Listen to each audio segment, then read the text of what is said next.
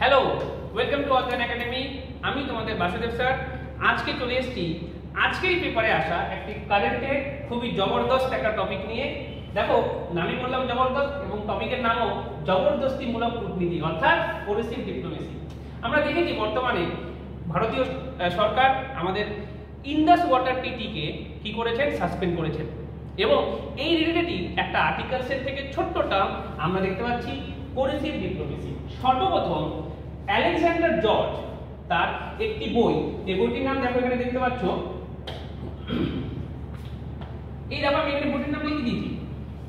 দেখো, Woodrow Wilson and colonel house 1956 সালে যে বইটি লঞ্চ হয়েছিল, সেই বইটিতে আলেকজান্ডার জর্জ সর্বপ্রথম এই ডিপ্লোমেসির কথা উল্লেখ করেছিলেন।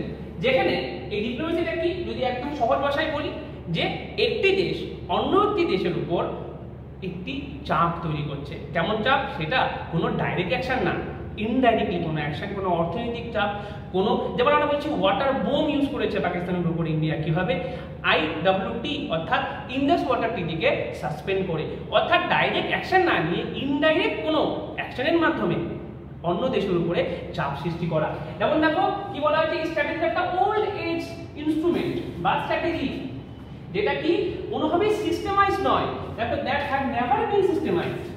এটার এমটা কি, আমরা যদি বলি যে দেখো নিজের শত্রুকে কিছু রিলেভেন্ট থিওরি, যেমন কি থ্রেটস দেওয়া, পজিটিভ ইনভেস্টমেন্ট দেওয়া এবং এছাড়াও এমন কিছু করা যেগুলো ডাইরেক্ট অ্যাকশনের মধ্যে পড়ে না। দেখো এই যে দেখতে পাচ্ছ ছবিটা, আমি তোমাদের ভালো মতো দেখাই। ছবিটায় দেখো আমরা দেখতে পাচ্ছি যে এক হাতে কি রয়েছে, এখানে একটা ওয়েপন আছে বা একটা অস্ত্র রয়েছে, আর এক হাতে কি রয়েছে, দেখো এখানে লেখা আছে স্যাংশনস।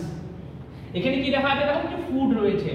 অর্থাৎ দেখো কোনো একটা দেশ তার শত্রু দেশের উপরে কতভাবে আক্রমণ করছে, ডাইরেক্টলি না করে, কখনো সে স্যাংশনস লাগিয়ে দিচ্ছে, কখনো সে কি দেখাচ্ছে আমার কাছে আপডেটেড মিসাইলস রয়েছে, আপডেটেড বোমস আছে, এবং কখনো সে কি ফুড ইনসিকিউরিটি ক্রিয়েট করছে সেই তার শত্রু দেশে। তাই অর্থাৎ এটা একটা এমন কূটনীতি বা কৌশল যেখানে কি হচ্ছে, কোনো দেশের সরকার অন্য কোনো দেশের উপর চাপ সৃষ্টি করছে নিজের ইচ্ছা মতো কাজ করে নেওয়ার জন্য। এবং এটা রিসেন্টলি আমরা দেখেছি যে ভারতীয় গভর্নমেন্ট বা ভারতীয় সরকার পাকিস্তানের উপরে IWT ইন্দাস ওয়াটার ট্রিটিকে সাসপেন্ড করেছে, যেটাকে আমরা বলছি ওয়াটার বোমের সাথে তুলনা করছি।